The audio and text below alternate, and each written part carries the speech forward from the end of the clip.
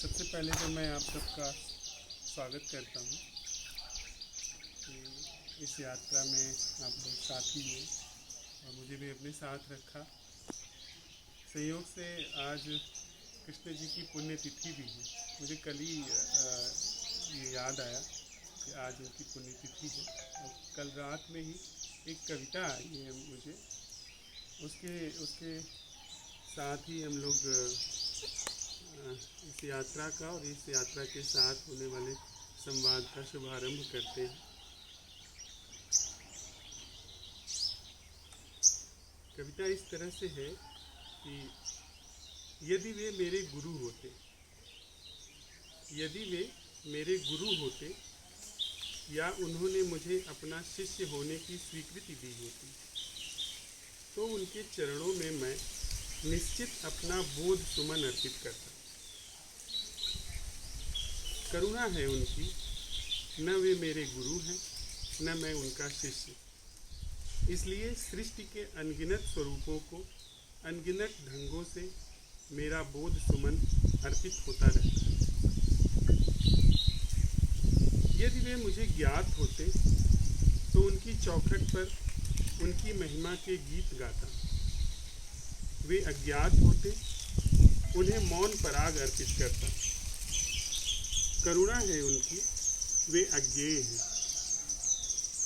इसलिए मेरा कृतज्ञता के अतिरेक से नवा सिर ज्ञात हो कि अज्ञात वृक्षों, चींटियों, पहाड़ों, नदियों, मनुष्यों, सौंदर्य, मुदिता, मैत्री के चरणों में समर्पित ही रहता है। यदि वे प्रेम के देवता होते तो आपा पूछ उन पर प्रेम का महासागर उमड़ जाने देता। वे मुक्तिनाथ होते तो दिशाओं के पार फैलती अपनी हर धन्यता में उन्हें कोटि कोटि प्रणाम करता।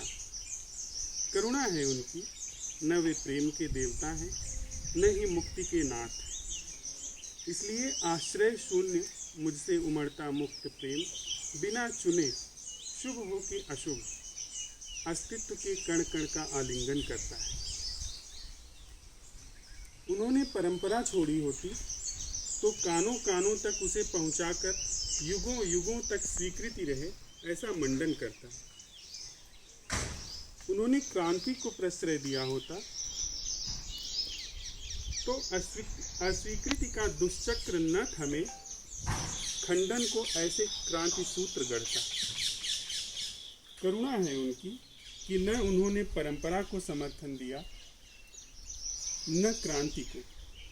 उन्होंने ऐसी शिक्षा दी है जो तथ्य के यथाभूत दर्शन मात्र से सत्य के सम्यक बोध को उद्घाटित करा जाती है। इसलिए परंपरा हो कि क्रांति, आग्रह शून्य मुझे असत्य को भेद सत्य का दर्शन होता ही रहता है। ऐसा कैसा अपूर्व कौशल है उनका, उनके निमित्त ही वह सब प्रसाद मुझ पर बरसा जो किसी भी मनुष्य के प्राणों में कूटस्थ रहता है।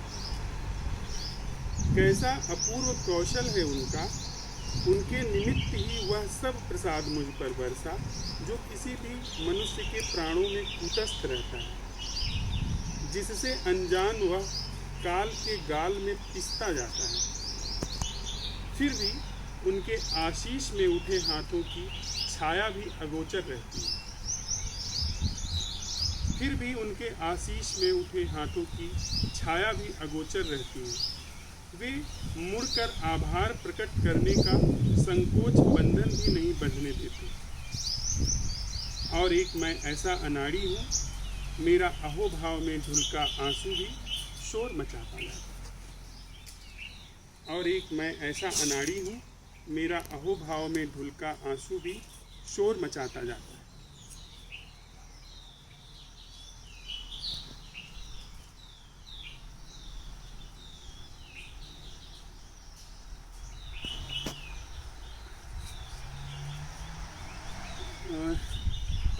आप सब लोग शायद श्री कृष्णमूर्ति की शिक्षाओं से परिचित नहीं होंगे और ये पहली बार मेरे साथ हो रहा है कि ऐसे मित्रों के साथ ऐसे स्नेही जनों के साथ संवाद का और यात्रा का सौभाग्य मिल रहा है, जिसमें कि लोग कृष्ण जी की शिक्षाओं से बिल्कुल भी परिचित नहीं हैं। कृष्ण जी यद्यपि उन्होंने किसी भी तरह की ऐसी परंपरा को या कुछ शिक्षाओं को प्रचारित प्रसारित करने को बहुत प्रोत्साहन नहीं दिया है, लेकिन उनकी शिक्षाओं के माध्यम से जो भी थोड़ा बहुत जिसके भी जीवन में कोई प्रसाद फलित होता है, वो चाहता ही है कि वह चीज़ बटे सबको, वह चीज़ और भी हृदयों को छू जाए। उन्होंने कुछ इस तरह से चीज़ें कही हैं जो कि हमारे भारतीय दर्शन में एक बहुत ही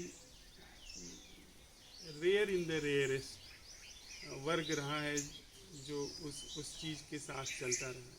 उन्होंने गुरु परंपरा का उस समर्थन नहीं दिया, उन्होंने शास्त्रों को समर्थन नहीं दिया है, उन्होंने किसी भी तरह की विधान को समर्थन नहीं दिया है, किसी भी तरह की ध्यान विधि को समर्थन नहीं दिया है। उनकी शिक्षा इस तरह से है कि आप ही अपने उद्धारक हैं, आप ही अपने को देख करके, यदि ठीक ठीक आप अपने को देख पाते हैं तो आपके जीवन में उद्धार घटित हो सकता है। कोई आपका सहयोग नहीं करने वाला है। और उन्होंने खुद को कभी भी गुरु की श्रेणी में नहीं रखा, उन्होंने एक मित्र की श्रेणी में अपने को रखा है। यद्यपि मैं ऐसा चाहता नहीं था कि कृष्ण जी के माध्यम से ही चीज़ों को रखूं, वो जैसा चाहते थे कि उनको कहीं भी प्रसारित न किया जाए। जो भी चीज़ें समझी गई हैं वह चीज़ें वैसी की वैसी रख दी जाए बिना उनका नाम लिए। लेकिन आज इस तरह से संयोग बना कि आज ही हम लोगों की इस यात्रा का शुभारंभ हुआ, और आज ही मुझे याद आया कि उनकी पुण्यतिथि है, इसलिए मैं अपने को रोक नहीं पाया इस कविता को आने से और इस कविता को रखने से, साथ ही उनका उद्धरण और संदर्भ के माध्यम से बात रखने के लिए। तो आप सब लोग छात्र हैं, शिक्षक हैं और लंबे समय से ऐसी धार्मिक यात्राओं में रहे हैं, तो आप लोग जानते ही होंगे कि, और साथ ही साथ इस बात की मुझे खुशी है कि आप लोग एक सृजन की विधा से भी जुड़े हुए हैं, जिसमें कला भी है, संगीत भी है, वादन है, गायन है। तो आप लोगों के अंदर निश्चित ही एक अंतर्दृष्टि होगी कि ऐसा जीवन जो कि सृजनात्मक है। हम प्रायः सृजन की अभिव्यक्तियाँ जानते हैं, जैसे सृजन की अभिव्यक्ति के रूप में हमारे अंदर से नृत्य का फूटना या गीत का उठना, या हम कोई अभिव्यक्ति के रूप में कोई कलाकृति बनाते हैं। लेकिन वह सृजन क्या है जो कि हमारा जीवन ही है, जो कि अभिव्यक्ति के रूप में हमारे जीवन में फलित होता है। तो उसी सृजन के अन्वेषण के रूप में न मेरे पास कोई अथॉरिटी है, न ही कोई ज्ञान है, बिल्कुल नए सिरे से, जैसे कि हमने कभी किसी बिल्कुल नई चीज़ को खोजा हो, उस तरीके से इस सृजन के विषय को, सृजनात्मक जीवन के इस विषय को चलते चलते अन्वेषण करें, चलते चलते उसका पता लगाएं कि सृजनात्मक जीवन क्या है। क्योंकि धर्म हो या अध्यात्म हो या जीवन की कोई भी विधा हो, कुछ भी हो, कोई व्यक्ति धन कमा रहा है, कोई व्यक्ति पद कमा रहा है, या कोई व्यक्ति राम नाम ही जप रहा है, उसके पीछे एक जो मौलिक भावना होती है कि जो जीवन है उससे हम लोग संतुष्ट नहीं हैं, वो कहीं न कहीं पीड़ादायी है। हमारे जो संबंध हैं वो पर्याप्त नहीं है, कहीं न कहीं उसमें क्लेश है, उसमें टकराव है, और हम सब तरीके के उपाय करते हैं कि संबंधों में एक माधुर्य बना रहे, फिर भी नहीं उठता है, नहीं बन पाता है, गिर जाता है। दूसरा, जीवन कभी भी इस जैसे कि एक फूल का जीवन होता है या एक नदी का जीवन है, जैसे नर्मदा जी का जीवन है, तो उसमें सदा ही एक प्रसाद है, कोई दुख जैसी रेखा नहीं नज़र आती। वैसा हमारा जीवन नहीं हो पाता है, हमेशा एक दुख की जो बदली है वो घेरे ही रहती है। तो इसके माध्यम से, इस यात्रा के माध्यम से हम पता लगाएंगे कि क्या कोई ऐसा जीवन है जो कि सृजनात्मक है, और सृजनात्मक होने की वजह से आत्म रूप से सृजनात्मक है, अपने अंदर सृजनात्मक है। इस वजह से उसका जो प्रतिफलन होता है, उसकी जो छाया पड़ती है संबंधों में, वह संबंध भी मधुर होता है। और क्या ऐसा हो सकता है, इसी का हम लोग ऐसे 2-3 दिन में अन्वेषण आप लोगों के साथ करेंगे।